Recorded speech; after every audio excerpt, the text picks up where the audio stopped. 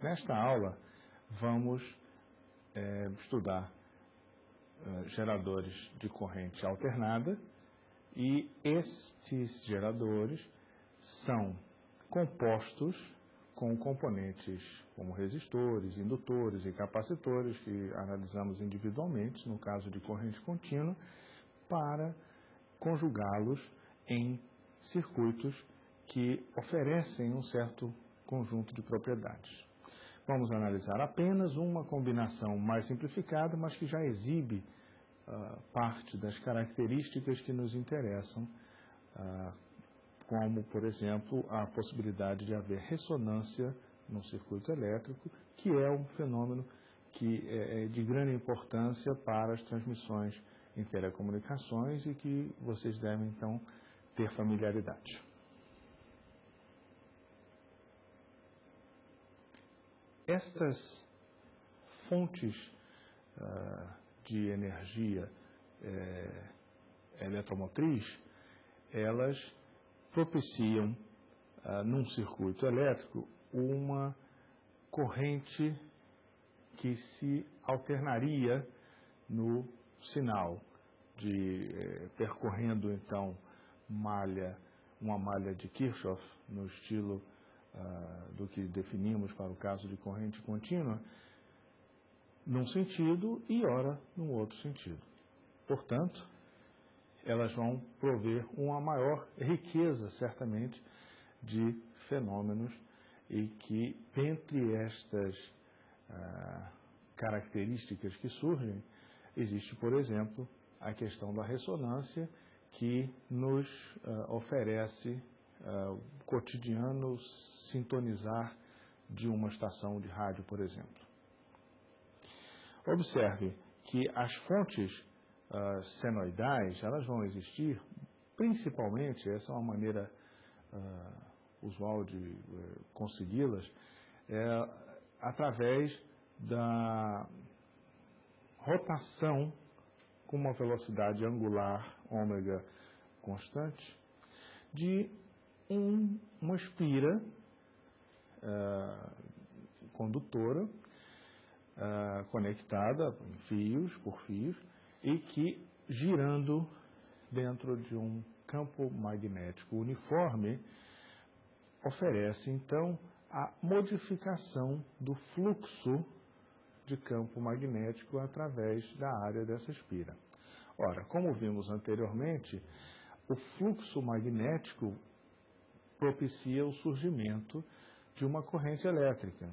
Então, a indução por meio do fluxo magnético que se modifica vai gerar, então, uma corrente elétrica que, ora, aumenta, ora diminui, e ela pode alternar, inclusive, o sentido, a sua orientação na espira, porque a espira gira em torno de um campo magnético uniforme. Então, evidentemente que, a partir da lei de Lenz, a gente vai escrever, obviamente, que como epsilon vai ser a taxa de variação do fluxo magnético através da espira, teremos, então, uma forma senoidal resultando daí, como o número de voltas, por exemplo, da espira, multiplicado pela intensidade do campo magnético e pela área produzida pela espira e pela qual o fluxo magnético passa, evidentemente que projetada ao longo da normal à superfície da espira. E daí a presença, então, de um cosseno, que seria a projeção, ou seja, o produto interno, resultado do produto interno da normal à superfície da espira e a direção do campo magnético. Portanto, o cosseno, que pode ser escrito também como um seno de ômega-t mais uma fase, vai propiciar, então, esta fonte de potencial para os nossos circuitos elétricos. E assim como o faz para a distribuição de energia elétrica no sentido lato, ou seja, de modo geral para toda a sociedade. A gente deve analisar, então, uma vez que a gente saiba a procedência, vamos dizer assim, de uma fonte de energia eletromotriz senoidal, a gente deve saber qual o efeito da presença de uma fonte eletromotriz, uma fonte de energia eletromotriz destas, em presença dos componentes dos circuitos elétricos, por exemplo, resistores, indutores e capacitores. Posteriormente, vamos combinar esses itens em um circuito que, nesse modelo mais simples, já vai oferecer uma propriedade que é importante ressaltar e que é usada no nosso cotidiano, que é a propriedade de ressonância, com a qual vocês já estão familiarizados no contexto de sistemas mecânicos. Lembrem-se da ponte de Tacoma, cujo vídeo vocês assistiram e viram os efeitos da ressonância. Então vamos considerar inicialmente uma corrente que então provém de uma fonte eletromotriz alternada e que está colocada em conjunto apenas com um resistor.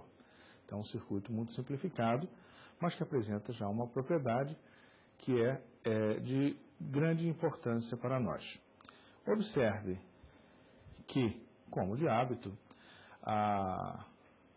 espera-se que seja então produzida uma corrente elétrica originada desta presença de diferença de potencial e da possibilidade de fluírem as cargas através desse resistor, de tal forma que a corrente seja, como de hábito, proporcional à diferença de potencial entre dois pontos e inversamente proporcional à resistência que lhe é apresentada pelo material condutor. Então, seria o resistor, nesse caso. Evidentemente que, se a diferença de potencial oferecida pela fonte de energia eletromotriz é de natureza oscilatória, teremos, então, que a corrente produzida vai ser proporcional a esta força eletromotriz oscilatória dividida pela resistência. Observe também que, se a força eletromotriz, ou seja, se a energia é fornecida ao sistema através de, por exemplo,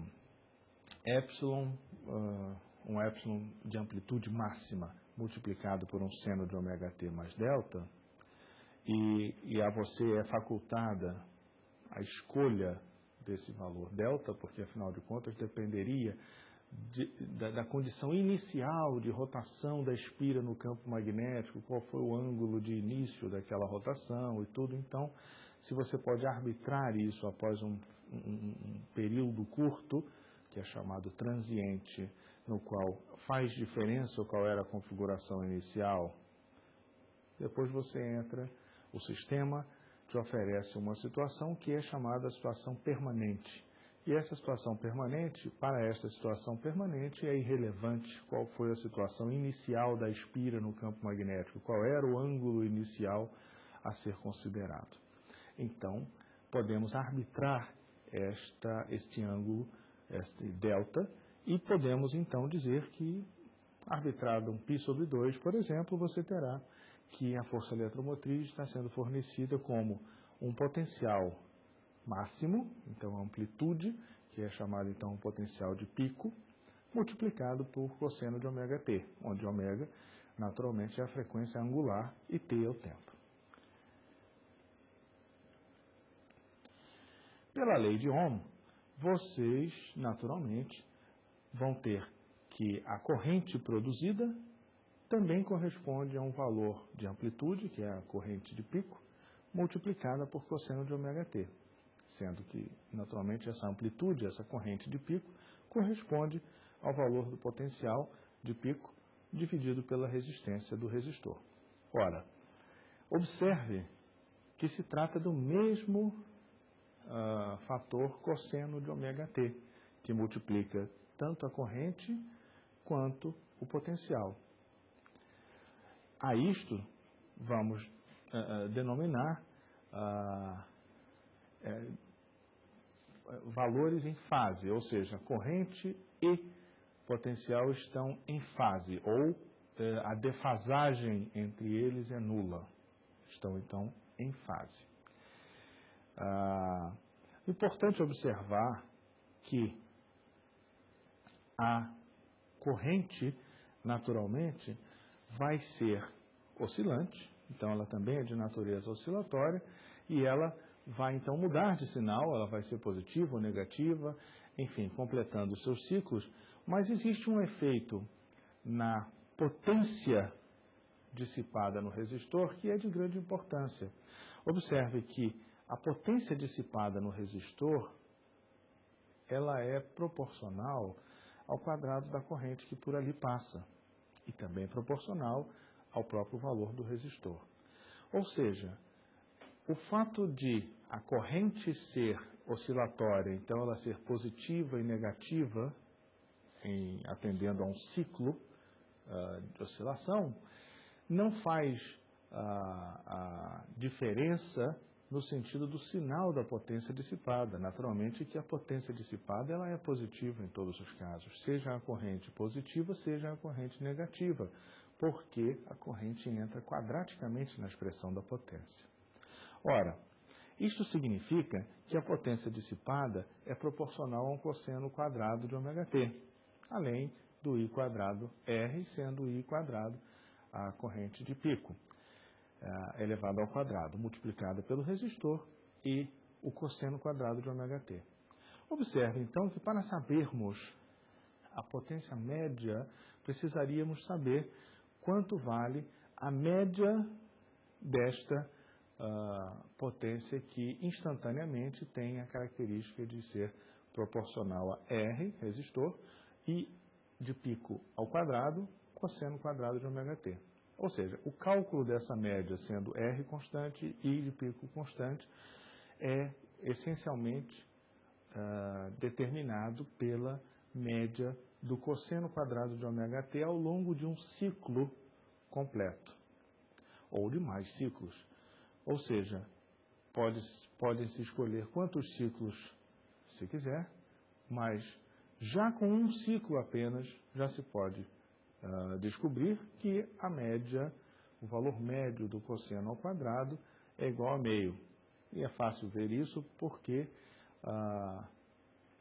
o seno quadrado mais cosseno quadrado sendo iguais, somando 1, isso já te propicia o valor da média, porque a média do seno e a média do seno ao quadrado, naturalmente, e a média do cosseno ao quadrado, sendo idênticas, porque são funções que têm o mesmo ciclo, essencialmente, só defasadas do ponto de vista do ângulo do início da sua medida. Então, seno quadrado mais cosseno quadrado sendo iguais a 1, naturalmente que o valor médio correspondente ao seno quadrado e ao cosseno quadrado, para cada um, o valor médio vai ser meio. Portanto, isso lhe permite dizer que a potência média é 1 meio da corrente de pico elevado ao quadrado multiplicado por R. Ora, lembrando como se fazia no caso da corrente contínua, a potência naquele caso era I ao quadrado vezes R. Esta substituição, então, para a mesma expressão do I, naquele caso da corrente contínua, por um I contextualizado agora para o caso da corrente alternada, faz com que esta corrente que aparece nesse caso seja a corrente chamada quadrática média. Então, essa corrente quadrática média é essencialmente obtida da necessidade de se saber qual seria a contribuição da corrente para a dissipação, para a potência dissipada no resistor. Ora, com isso, você vai então introduzir este novo elemento que é chamado I de RMS, ou seja, root mean square, a corrente quadrática média, que é essencialmente a média do quadrado da corrente que passa pelo circuito. Esta corrente, então, nos permite a utilização de uma mesma expressão algébrica que foi utilizada no caso das correntes contínuas.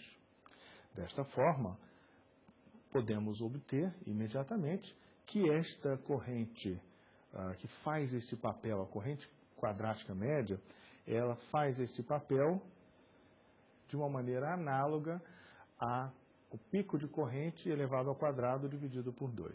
Ou, equivalentemente, ela seria, então, a corrente quadrática média seria a corrente de pico dividido por raiz de 2, nesse contexto.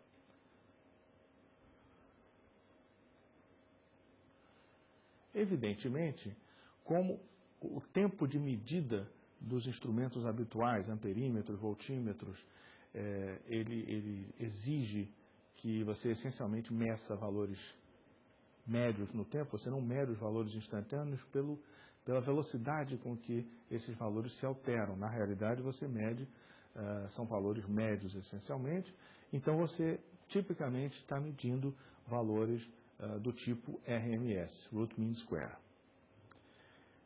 Como exemplo desta situação de corrente por um resistor, considere a queda de potencial senoidal de um resistor de 12 ohm e que possui esta queda de potencial senoidal tem um valor de pico de 48 volts.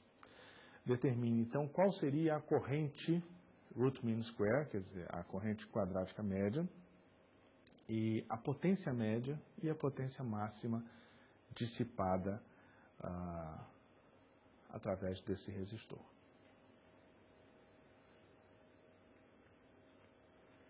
Nesse caso, basta observar, então, que a corrente quadrática média vai ter o valor da corrente de pico, ou seja, a amplitude máxima da corrente, dividida por raiz de 2, sendo que a potência média obtida a partir da expressão tradicional para a potência, ou seja, a potência sendo a resistência multiplicada por corrente ao quadrado, desde que adotada a corrente quadrática média, poderemos usar então a mesma expressão algébrica. Nesse caso, a potência média, a potência máxima, se referiria à corrente de pico. Ou seja, sabendo a corrente quadrática média como I de pico sobre raiz de 2, temos o valor, então, que é a corrente no valor da amplitude máxima, ou seja, a corrente de pico, seria 48 volts do enunciado dividido por 12 ohm, ou seja, 4 ampere. E esses 4 ampere vão ser, então, divididos por raiz quadrada de 2 e, consequentemente, teremos aí uma corrente quadrática média de 2,83 ampere. Veja, então, que a potência média dissipada por esse resistor, reutilizando a expressão resistor multiplicado pela corrente elevado ao quadrado, sendo neste caso a corrente quadrática média, teremos então uma dissipação de 96 watts.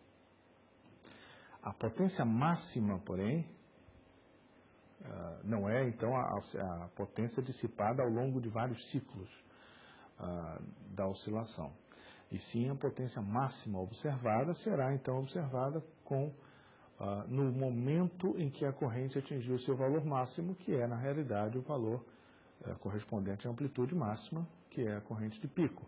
Consequentemente, o valor máximo desta dissipação pelo resistor seria de 192 watts. Veja que é o dobro desta dissipação média.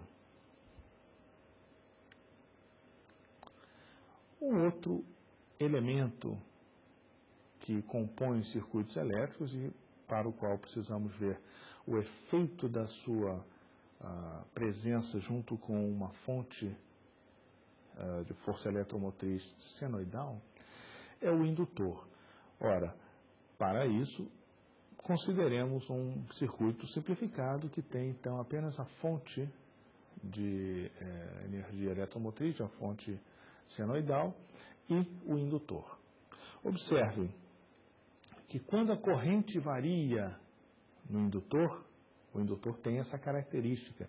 Ele gera uma força eletromotriz que procura, como já estudamos, que procura se opor ao efeito que está sendo produzido externamente.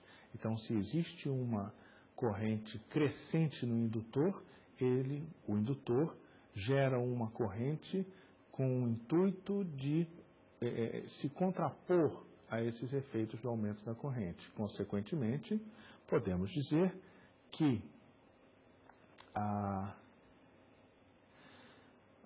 corrente produzida é relativa ao aumento da corrente induzida pela força eletromotriz, ou seja, taxa de variação dI/dt.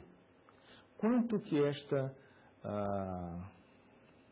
este indutor, este dispositivo se opõe?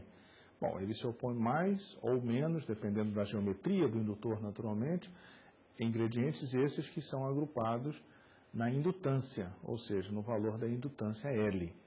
Portanto, esta corrente gerada e que se contrapõe à corrente induzida, produzida pela fonte senoidal, vai ter o valor menos L dI/dt.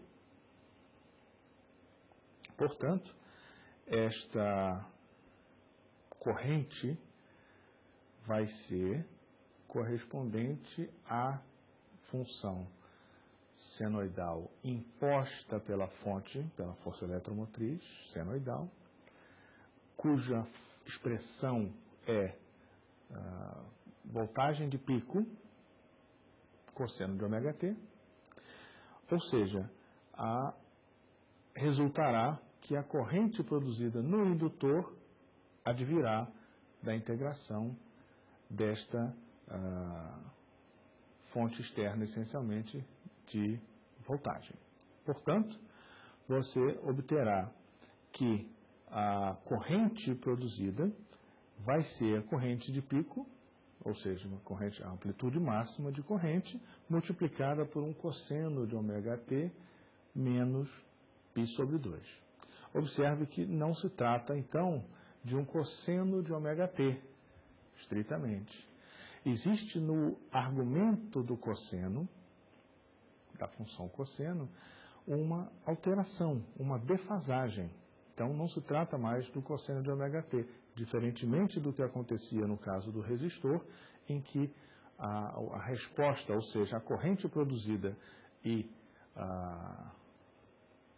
a indução do potencial pela fonte de corrente alternada estavam em fase. Aqui não se trata desse caso. No caso do indutor, existe então uma defasagem.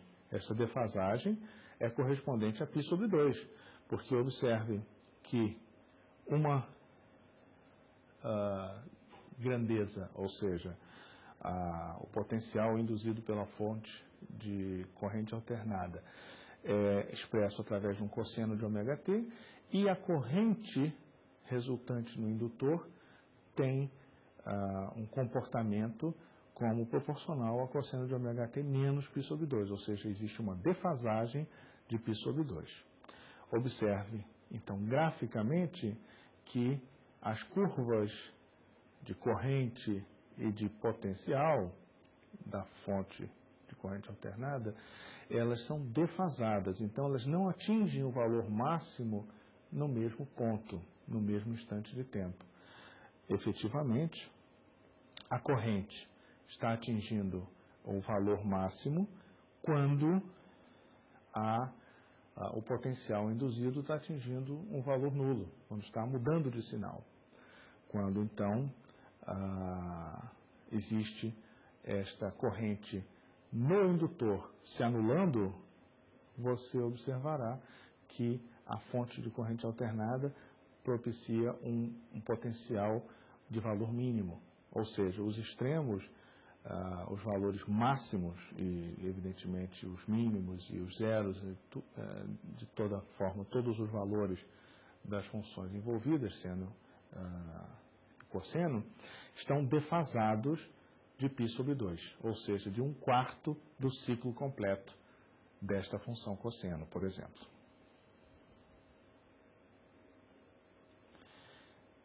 Este efeito de defasagem não impede, no entanto, que se pretenda uma expressão algébrica, como fizemos para o caso da potência, no caso de corrente alternada, em relação à potência que se tinha no caso de corrente contínua.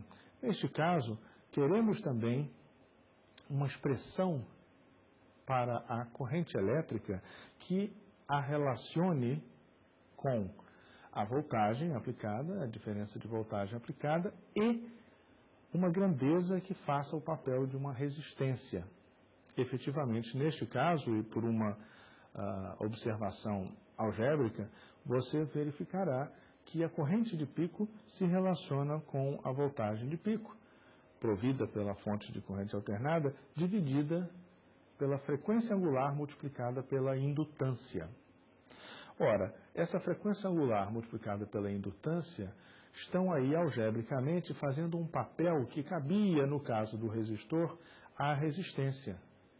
Portanto, este papel é então atribuído ao indutor como apresentando um efeito similar ao da resistência. Naturalmente que a isso se dá um outro nome, não é então o resistor, chama-se, neste caso, de reatância indutiva. Mas o papel algébrico desempenhado é similar ao papel do resistor.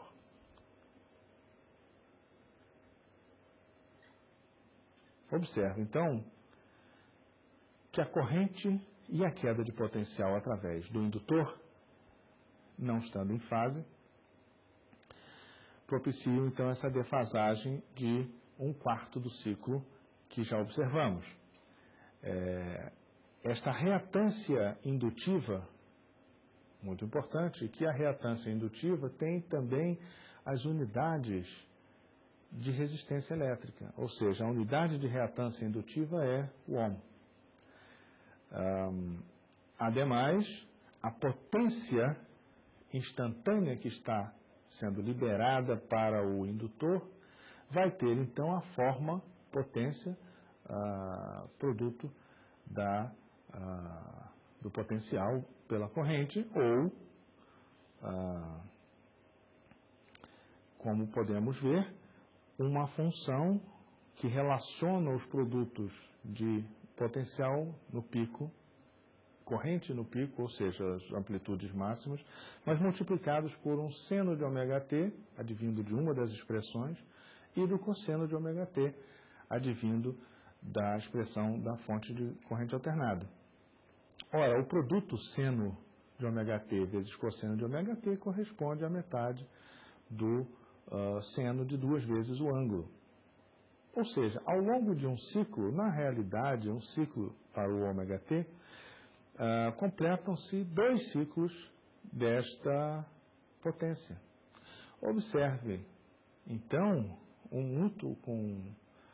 talvez com surpresa, que a potência dissipada pelo indutor é nula. Ou seja, o indutor não dissipa energia por efeito Joule. Naturalmente que, como se tratam de correntes que estão presentes em materiais condutores, naturalmente o efeito Joule estará presente, mas ele não é, dentro do nosso modelo idealizado para o indutor, ele não é uma quantidade que se manifeste no caso do indutor.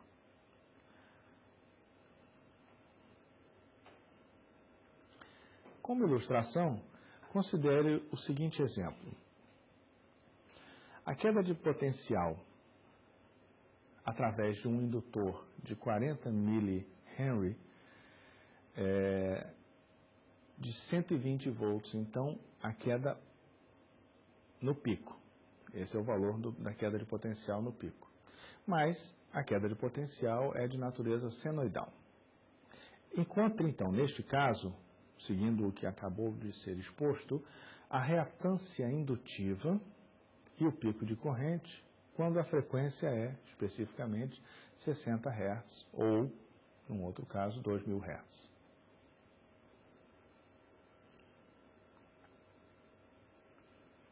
Observe, então, que a corrente de pico será expressa, como vimos algebricamente, através da voltagem de pico dividida pela reatância indutiva, sendo a reatância indutiva decorrente do produto da frequência angular pela indutância.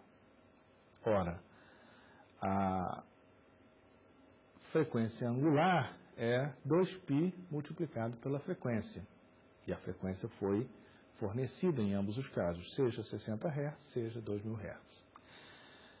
Portanto, a reatância indutiva no primeiro caso corresponderá a 2π vezes os 60 Hz vezes o valor em Henry da indutância, ou seja, 40 vezes 10 a menos 3 Henry, fornecendo então o valor de 15 ohm. Ora, sabendo então a corrente de pico, você terá então a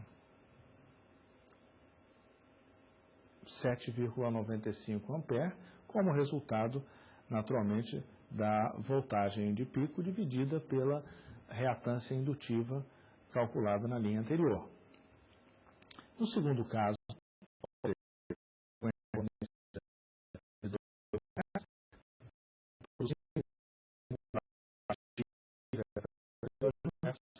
o que nos fornece imediatamente a reatância indutiva e, substituindo na expressão voltagem de pico dividida pela reatância indutiva, teremos então a corrente de pico como sendo uma fração de 1 ampere, ou seja, 0,239 ampere.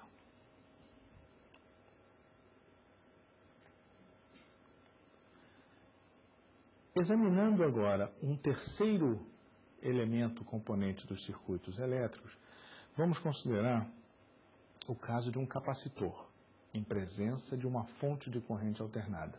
Então, vamos olhar estritamente o capacitor. Evidentemente, a queda de tensão através do capacitor, ela é fornecida como uma razão entre a carga acumulada numa das placas do capacitor, dividida pela capacitância do elemento. Então, a queda de potencial deve, então, ser igual à força eletromotriz do gerador de corrente alternada. Ou seja, que é produzida como produto de V de pico multiplicado por cosseno de ômega t. Assim, evidentemente, a carga terá como expressão o produto voltagem de pico multiplicada pela capacitância, multiplicada ainda pelo cosseno de ômega t. Ou seja, como a corrente produzida está relacionada com a taxa de variação da carga no capacitor, neste caso, então, temos que a partir da expressão imediatamente acima, ou seja, obtida para a carga do capacitor, podemos derivá-la em relação ao tempo e obter dq/dt, que naturalmente tem a dependência no tempo como menos seno de ômega t. Resulta também que a amplitude desta oscilação tem como ingredientes a frequência angular ômega, a voltagem de pico, produzida pela fonte de corrente alternada, e a própria capacitância do dispositivo, do capacitor. Ou seja, a esta amplitude máxima, ou seja, a amplitude do seno de ômega t que se apresenta, damos o nome de corrente de pico. E a esta corrente de pico corresponde o valor ômega, voltagem de pico, capacitância. Assim, temos que a corrente produzida neste circuito é proporcional ao cosseno de ômega t mais π sobre 2.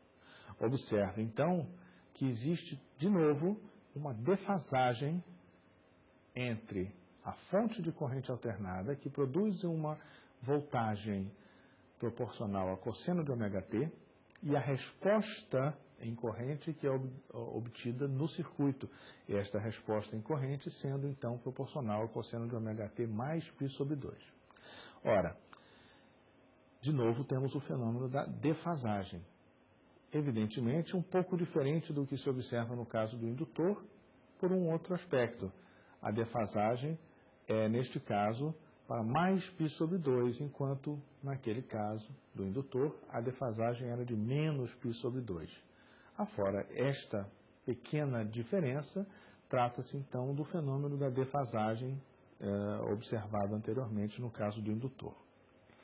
Portanto, graficamente, observaremos que, por exemplo, quando a diferença de potencial fornecida pela fonte de corrente alternada é máxima, a corrente produzida no capacitor, no circuito capacitivo, é nula, enquanto quando a voltagem da fonte de corrente alternada se anula, quando ela vai mudar de sinal de mais para menos ou de menos para mais, nesse ponto a corrente no circuito capacitivo é máxima, e de amplitude máxima, seja com valor negativo, seja com valor positivo, dependendo do ponto dentro do ciclo observado.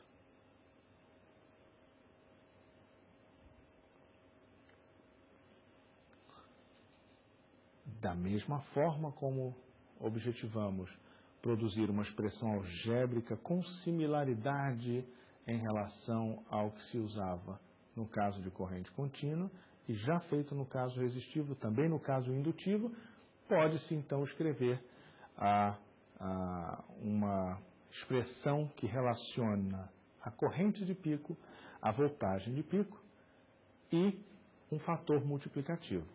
Ora, este fator multiplicativo, se a corrente de pico se relaciona com a voltagem de pico através de uma relação proporcional e proporcional ainda ao inverso da resistência que enfrenta esta corrente, podemos dizer que o comportamento resistivo está sendo apresentado semelhantemente, do ponto de vista algébrico, pelo inverso do produto da frequência angular pela capacitância. Ou seja, colocaríamos algebricamente no denominador da voltagem de pico a quantidade que exerce o papel algébrico de uma resistência. Nesse caso, então, teremos o papel correspondente ao da resistência desempenhado, no caso do circuito capacitivo, como por esta quantidade chamada reatância capacitiva, XC, então sendo XC o inverso do produto da frequência angular pela capacitância do capacitor em questão. Assim, quanto maior a frequência, menos o capacitor consegue dificultar o fluxo de carga.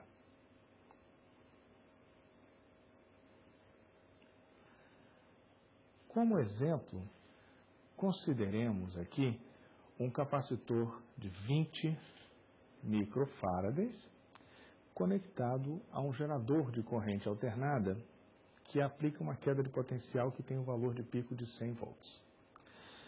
Enquanto, então, neste caso,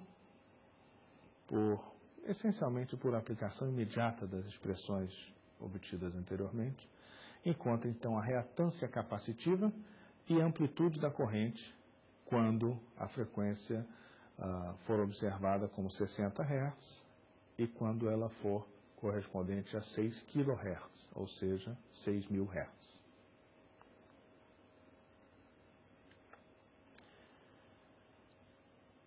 Evidentemente que no primeiro caso, com a frequência de 60 Hz, imediatamente a reatância capacitiva vai ser obtida como o inverso do produto da frequência angular, que é 2π vezes a frequência, multiplicada ainda pela capacitância do dispositivo, sendo então obtido o valor de 133 ohm. Observe que tem unidade de resistência elétrica também. No segundo caso, em que se considera a frequência como 6.000 Hz, ou seja, 6 kHz, evidentemente, como 100 vezes maior a frequência, estamos aqui observando que o comportamento resistivo é mais brando, ou seja, a reatância capacitiva se reduz quando a frequência é maior. Se reduz pelo fator 100 de aumento da frequência, neste caso. Os picos de corrente podem ser obtidos, no primeiro caso, por exemplo, como 100 volts dividido pelo equivalente de resistência, ou seja, a reatância capacitiva observada, produzindo, então, uma corrente de menos de 1 ampere, 0,7 ampere. Enquanto que, no segundo caso, a corrente seria bastante elevada, seria uma corrente de 75 amperes, ou seja, 100 vezes maior do que a corrente de pico observada no primeiro caso, em que a resistência, o equivalente da resistência, ou seja, a reatância capacitiva, era de 133 ohm. Nesse caso, no segundo caso, então, como a reatância capacitiva é bastante menor, a corrente correspondente será, então, no pico, de 100 vezes mais, será 75 amperes. Vamos observar agora uma das possibilidades de se combinarem esses elementos que estudamos individualmente, ou seja, um gerador de corrente alternada, uma fonte de corrente alternada, combinada com um resistor, um capacitor e um indutor, todos colocados ao longo da mesma linha, ou seja, colocados em série, compondo, portanto, uma malha de Kirchhoff. Ora, isso simplifica a nossa análise, mas já nos permite obter um fenômeno bastante interessante e que ilustra as propriedades da combinação desses elementos. Considere, então, que a partir da lei das malhas de Kirchhoff, você vai obter essencialmente que a potencial produzido, que sabemos, então, no caso da fonte de corrente alternada, é da forma V de pico aplicada cosseno de ômega t. A este potencial corresponderá, então, a participação do indutor, que se contrapõe à eventual corrente que procura aumentar naquele sentido, com uma contracorrente, então, que é do tipo menos indutância multiplicada por dI dt. Ademais, você tem uma queda de potencial adicional que se deve à corrente multiplicada pelo resistor, pelo valor da resistência do resistor. Ademais, e essa também tem o valor negativo, ou seja, reduz o potencial. E, ademais, temos, então, uma outra contribuição também de sinal negativo, que é correspondente ao acúmulo de cargas, então, é dividido a carga acumulada pela capacitância do capacitor. Ou seja, essas são as contribuições aplicando a lei das malhas de Kirchhoff, que estão presentes nesse circuito. Observe que, como se misturam ingredientes como a carga e a corrente nesta expressão, podemos aproveitar unificar essas expressões para a corrente elétrica, dizendo que, essencialmente, como a corrente elétrica é a taxa de variação, a variação da carga no capacitor por unidade de tempo, a gente vai, então, obter uma expressão que é a expressão para o acúmulo de cargas nas placas do capacitor, essencialmente, mas que descreve toda a dinâmica do circuito. Nesse caso, teremos, então, uma expressão correspondente a uma equação diferencial de segunda ordem e que relaciona termos como a indutância multiplicada pela derivada segunda da carga em relação ao tempo, mais a resistência multiplicada pela corrente elétrica, que é então a variação da carga por unidade de tempo, ou seja, a derivada primeira da carga, mais um outro termo que se refere à voltagem referente à carga do capacitor, carga, valor da carga dividido pela capacitância, este sendo então correspondente a um termo do lado direito que não depende explicitamente da carga, ou seja, que é, na realidade, a contribuição da fonte de corrente alternada. Ora, observe que esta expressão guarda muita similaridade com a expressão de um oscilador, um sistema oscilante, e que está sendo submetido a uma força externa, que é então a parcela que aparece do lado direito da igualdade. Efetivamente, a expressão que acabamos de ver, a expressão relativa à derivada segunda, a derivada primeira e derivada de ordem zero da carga em relação ao tempo, está relacionada com uma quantidade do lado direito que pode ser associada com uma força externa ao sistema, que está sendo então aplicada a um sistema que seria por natureza oscilante. De fato, esse sistema pode ser estudado e resolvido com todos os detalhes, você vai ver os detalhes da solução no livro, mas primordialmente é importante mencionar aqui que a corrente produzida tem essa característica de ter uma amplitude, naturalmente, que é chamada então amplitude de pico da corrente, multiplicada por um cosseno de ômega-t menos delta, onde este delta corresponde a uma constante de fase, cujo valor é a tangente deste valor delta, dessa defasagem, é uma relação entre os equivalentes de resistência, a diferença entre os equivalentes de resistência com a própria resistência que está presente no circuito. Ou seja, o resistor está relacionado com a reatância capacitiva e a reatância indutiva na definição deste fator que corresponde a uma defasagem para a corrente no circuito RLC em série. Observe, então, que o pico de corrente, e os detalhes você vai ver os detalhes no livro, o pico de corrente pode ser escrito como uma fração, onde o numerador é o pico de potencial, é o pico de energia potencial, o pico de voltagem fornecida, dividida por uma quantidade. A esta quantidade, que na realidade é uma composição de valores de resistência, reatância capacitiva, reatância indutiva, a esta combinação se chama então impedância.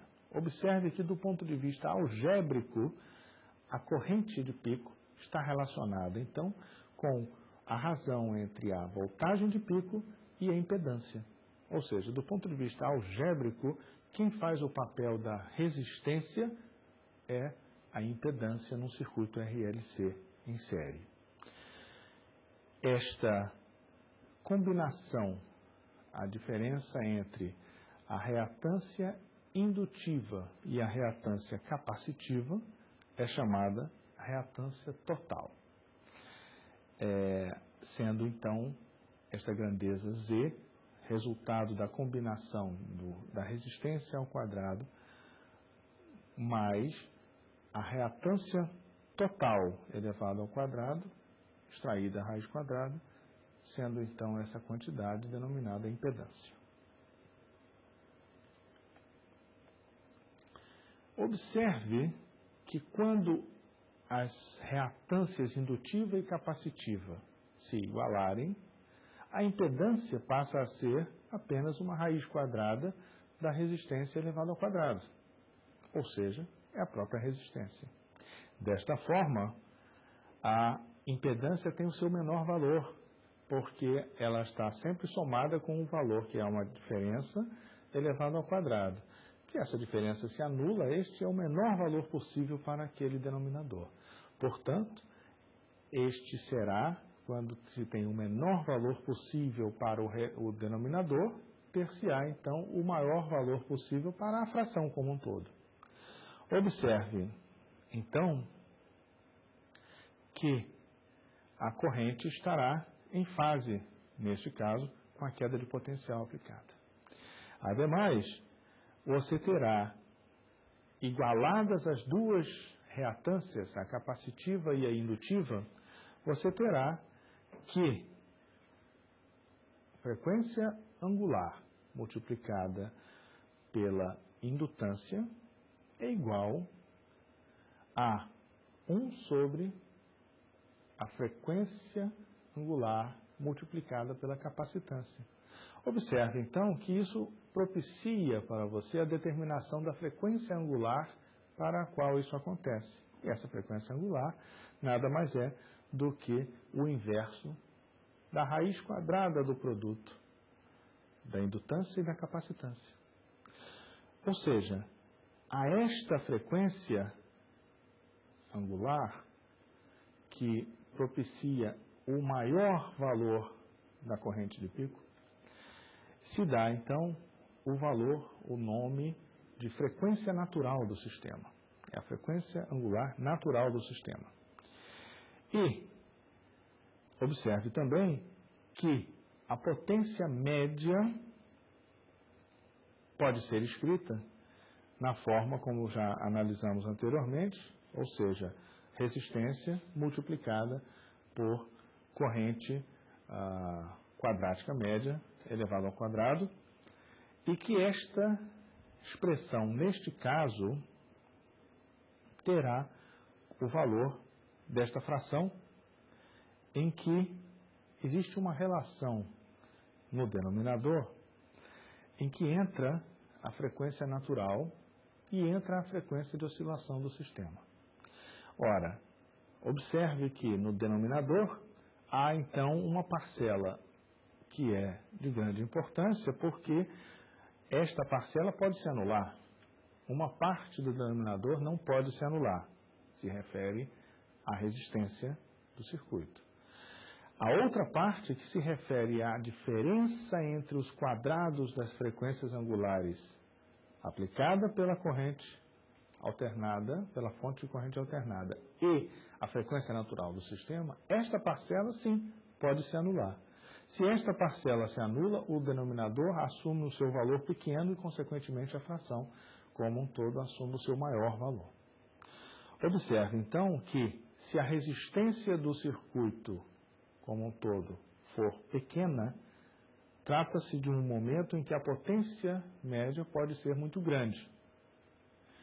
E a isto estará correspondendo um momento em que a frequência angular igualou a frequência natural do sistema, e a isto chamávamos de ressonância anteriormente nos sistemas mecânicos, e assim também será chamado nos sistemas elétricos. Observe, então, que nestes casos haverá um aumento da potência do sistema, que será então muito concentrada quando acontecer de a frequência igualar a frequência natural de oscilação do sistema. Portanto, quando tivermos valores de R pequenos, haverá um pico muito pronunciado. Este pico muito pronunciado está nos informando que quando a frequência de oscilação de um sistema coincidir de maneira precisa com a frequência natural, a frequência induzida coincide com a frequência natural do sistema, com pequenas resistências, haverá uma resposta muito significativa. Observe, então, que isto é uma razão muito especial para que circuitos ressonantes sejam utilizados em receptores de rádio, em que então a frequência natural do circuito pode ser igualada à frequência que você quer sintonizar.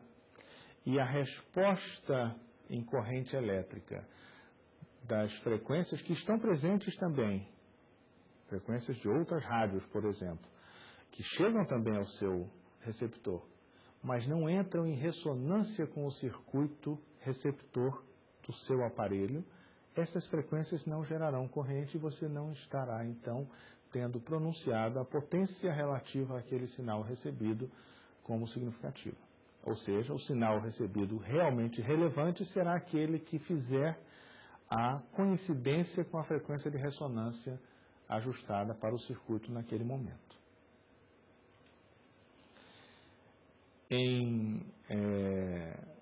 Sem dúvida alguma, em todos os casos, as frequências correspondentes às outras rádios estarão chegando também ao seu aparelho, no entanto, não estarão produzindo ressonância e, consequentemente, você não vai escutá-las porque a potência será desprezível em relação àquela que você sintonizou. Considere como exemplo uma combinação RLC desta forma: insere o indutor de 2 Henry, o capacitor de 2 microfarads e um resistor de 20 ohm.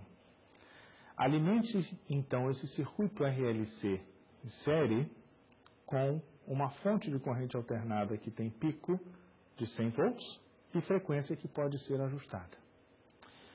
Qual seria então a frequência de ressonância?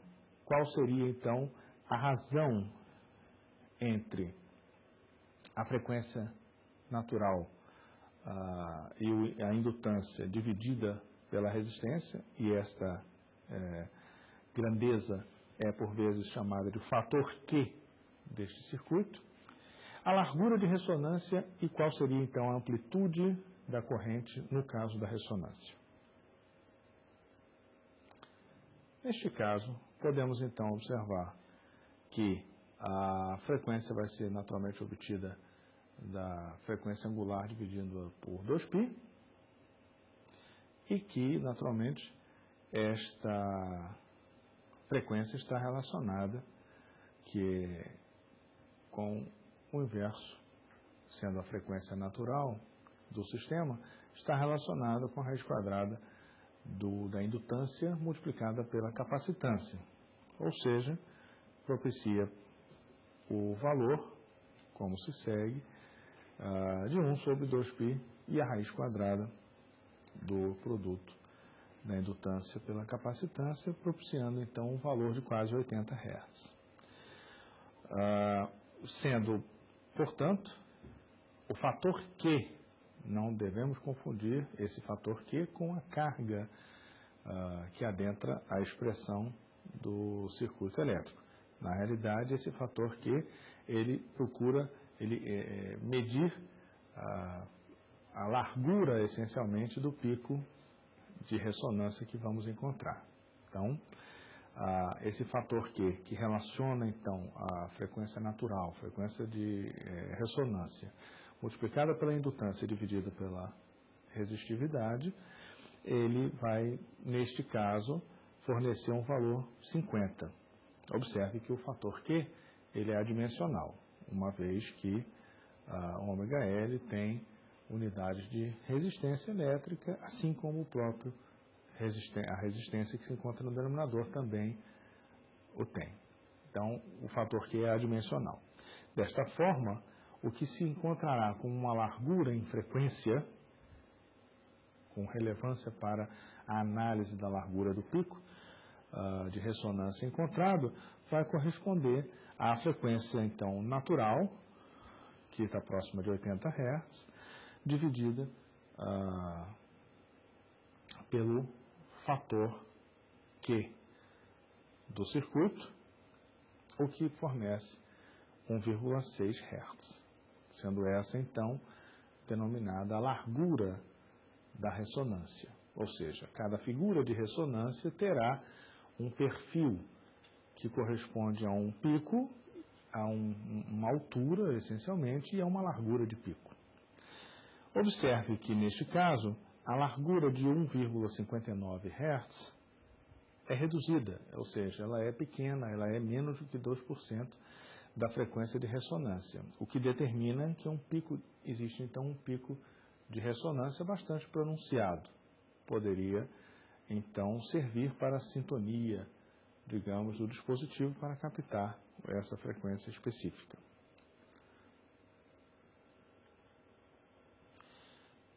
Para concluir o nosso estudo preliminar em circuitos de corrente alternada, é importante observarmos que um transformador, ele é um dispositivo que é utilizado para aumento ou diminuição da tensão do circuito. Efetivamente, se você tem uma corrente alternada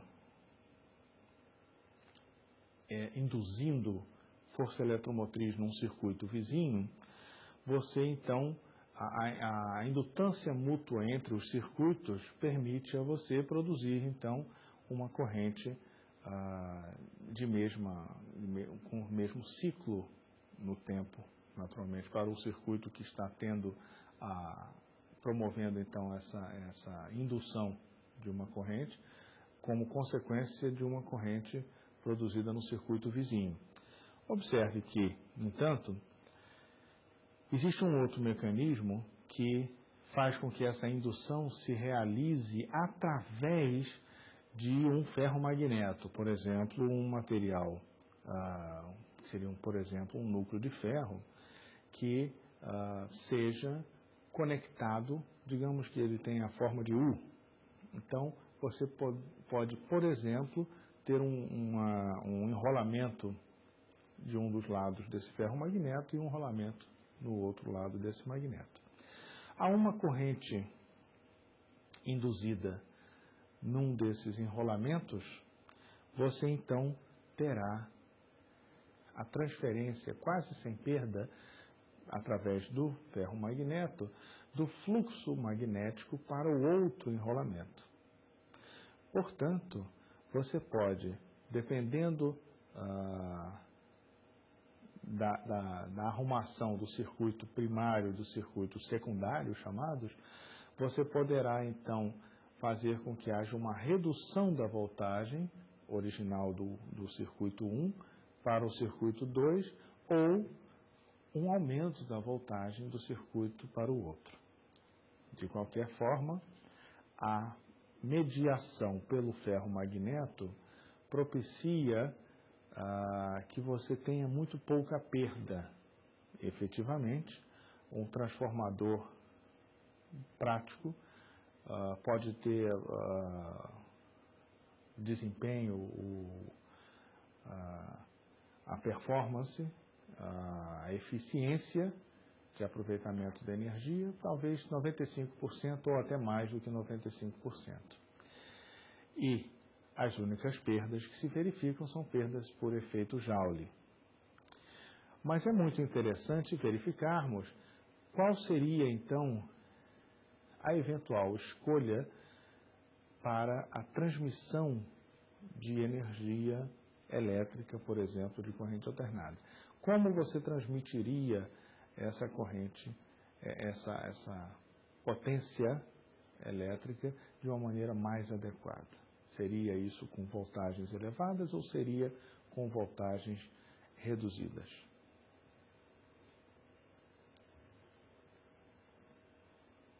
Para ilustrar este aspecto da transmissão da energia elétrica, vamos considerar uma linha de transmissão, num modelo bem simplificado, uma linha de transmissão que tenha uma resistência de 2 centésimos de ohm por quilômetro. Neste caso, vamos calcular então qual seria a perda de potência, ou seja, o produto da corrente ao quadrado multiplicada pela resistência, se